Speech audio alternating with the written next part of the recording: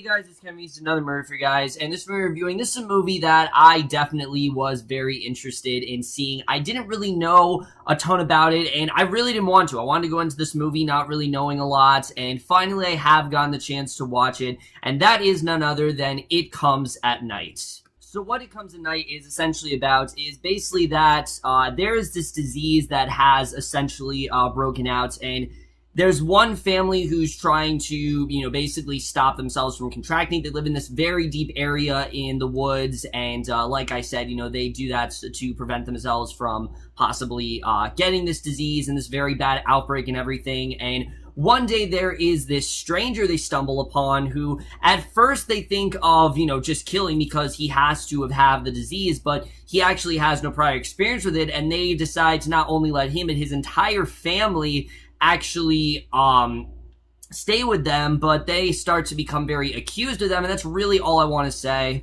So It Comes at Night, like I said, I was definitely very interested in this movie for quite some time now, and I was originally playing it and seeing it in theaters, and I didn't get to see it for reasons that I will not divulge into in this review, just because I think it's not really that important, but the point is, I finally did get a chance to see it, and, this has been such, these last 2 years, 2016, 2017, have been such tremendous years for horror movies. I think we've just gotten some really creative and different ideas in there that have really explored the idea of horror in a whole new way, and I was really hoping It Comes at Night could be another really great. I mean, this is coming off the heels of The Witch, which is one of my favorite horror films of the decade, honestly. I can understand if someone doesn't like that film, but this is coming off the heels of that one, so I was definitely very hyped for this movie. And after seeing It Comes at Night, while I don't think this movie reached the heights of The Witch, this still is a great movie. I really did enjoy It Comes at Night. I think it is a very chilling, just very creepy and depressing horror film, but also does have a very interesting story to it and a different kind of horror than you may think. But we're just getting into it right now, starting off with the cast. And for a movie like this, I think the cast is actually what's most important, because this movie, like I said, because of there being this disease, there aren't a lot of characters in this movie. There are only about 4 or 5 characters who are really that integral to the overall story. So because of that, they really do have to give it their all. And these actors really do go all out, especially that of Joel Edgerton as a character of Paul. He was fantastic in this movie. Paul, he is a very dedicated father, and he's very loving and everything like that, but he also has a very hard exterior and a very strict code of conduct. The second that he picks up the stowaway, he makes it very clear what the ground rules are, and he also will turn on you at any second. If he suspects anything, he will turn on you, and this guy is genuinely terrifying at points, and Edgerton really did a great job of portraying the menace in him and kind of the beast that kind of unleashes, and I thought he definitely did a really great job here. But you also can really see where he's coming from. I mean, he really is just a man trying to protect his family. He is, terrified that maybe there is something out there that could be giving them, this outbreak and everything. He's obviously very worried about that, and I really did love what he did in this movie. He was absolutely fantastic. By far one of the best parts here, and I thought he definitely was one of the strongest actors in this movie for sure. But who also is really great here is Christopher Abbott as the character of Will. Now, as a character, he doesn't have a ton going on. He's basically just your typical, good, seemingly good guy, and I did like what they did with him here. I thought he definitely did do a really good job. You can tell that he's very afraid of Paul, but at the same time, this is his way of kind of, again, feeling safe and his way of comfort, and I really did like his character. He definitely did do a really great job here, and the tension between these two is really building throughout the film. I mean, you can just tell the more the movie goes on, the more these two kind of start to, not accuse each other, but definitely do start to turn against each other, and I thought they definitely did do a really great job, and again, I thought he definitely was really great. And then the rest of the cast here I thought also was really great here. Carmen Ejogo was really good as Paul's wife, Sarah. Kelvin Harrison Jr., let's talk about him. This kid really surprised me as a character of Travis. He came out of nowhere.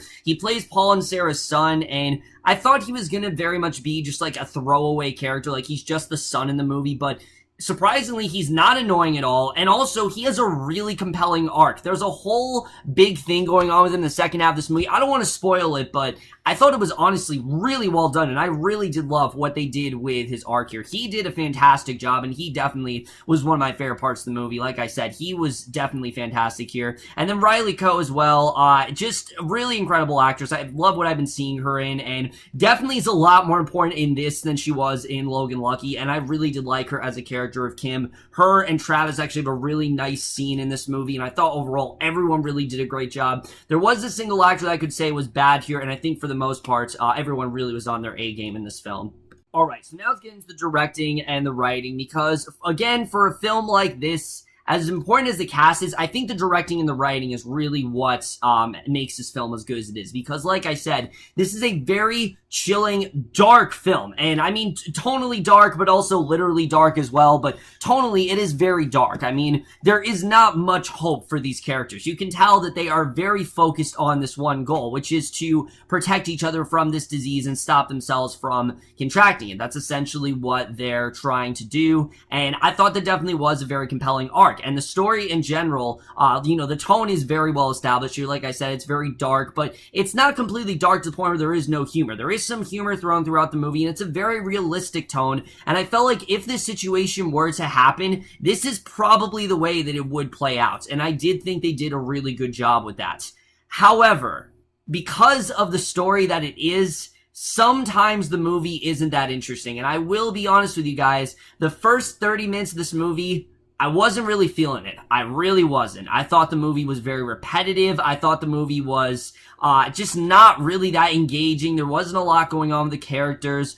Once Will gets like his official introduction, because he is introduced in the movie for like 15 minutes, but he doesn't really do like a ton character-wise in the story till 30 minutes in. Once we have this really great scene between him and Paul and, Joel Edgerton, once we have that great scene with them, that's when I really started to get into this movie, is once we got more into his character and sort of his family. I thought they did a really good job with that, and the juxtaposition of the two families, I actually thought was really well done. However, guys, as good as the screenplay is, which, trust me, it is very well done in the last 2 acts of this movie, I kept saying to myself that I honestly thought this movie would have been even better if it wasn't the family that were the main characters, but actually Will's family that was the main characters. And let me explain. If we start out this movie with Will and his family, not really having any refuge, not really knowing where to go, and, for unknown reasons, Will does what he ends up doing in this movie,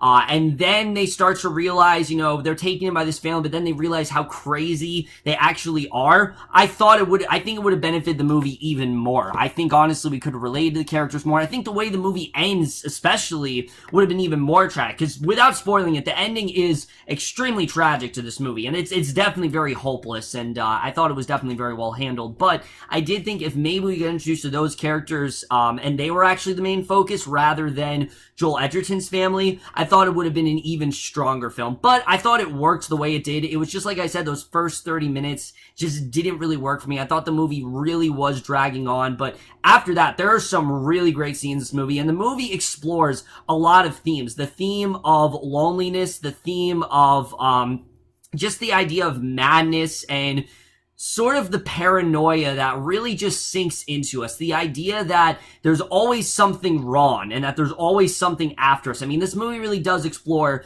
the human condition very well, and I thought there was something that I definitely really did appreciate here, is the whole idea of, the whole sort of, something's wrong with these characters. Is there really something going on? I mean, that's a big question throughout the film, is this actually happening? Is what we think is going on is actually going on? Again, I'm not going to spoil what's actually happening, but I thought they did a really good job with that, and I definitely was very much into that arc. And again, the whole arc of them not trusting these people, but kind of gaining their trust, I thought was definitely really well done. But my other complaint in the movie, I have to say, is while I did like most of the characters, the one character I just didn't really latch onto was Paul's wife, Sarah. While I thought Carmen Ejogo did a good job in the role, she really isn't a character here. She's more of a plot device that just kind of goes around, just turning on Will's wife and things like that. I just didn't really feel like she had much of an arc. And again, it's not because she was bad. It's just compared to everyone else, she really did not have a ton going on. And I was kind of underwhelmed with her character, I have to say. The cinematography here is fantastic. It is some of the best I've seen all year. It is appropriately dark. It is hard to tell what's going on in some of the scenes, but I feel like that was the idea. What they were trying to do is they were trying to unsettle you, perfectly get you into this environment, and I really did feel like I was in this chilling scenario, and it was really effective the way they handled it, definitely. Without getting into it, I thought that it was just very effective the way things played out there. The score as well is very eerie and disturbed. Well, not eerie necessarily, it's just very suspenseful and disturbing, and I thought they definitely handled the score very well. And then the editing. While the movie is 91 minutes long, I think it honestly was a perfect length. Like I said, I thought the first 30 minutes really did drag on, but honestly, looking back, I don't think they could have really shorten the movie at all.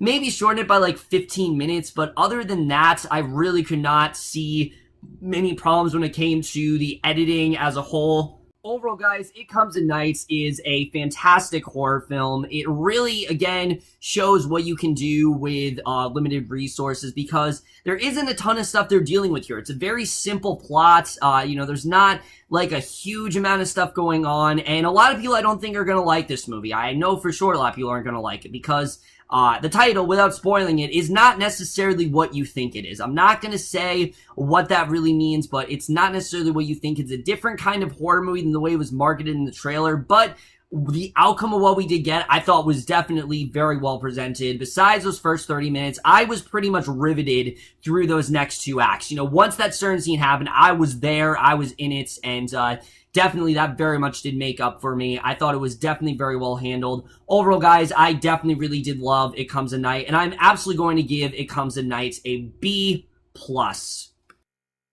So over, guys, if It Comes at Night, let me know what you guys thought of this movie overall, left your thoughts, and I definitely really did enjoy this movie. But that's my review. Hope you guys enjoyed. We'll see you guys in my next video, and we'll see you guys for that. Okay, bye.